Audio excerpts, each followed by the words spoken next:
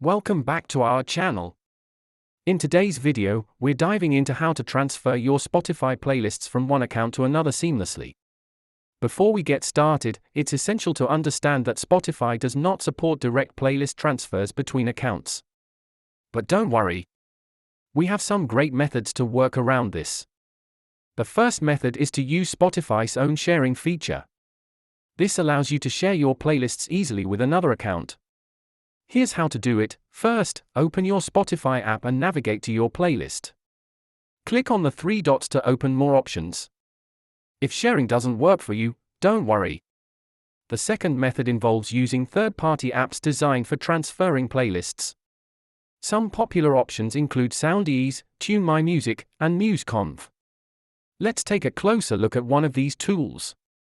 For this walkthrough, we'll demonstrate how to use SoundEase. Just head over to their website and log in with your Spotify account. If all else fails, you can manually recreate the playlist. It's a bit tedious but definitely doable. Simply open your new account, create a new playlist, and start adding your favorite tracks one by one. It's a great chance to refresh your music library. And there you have it.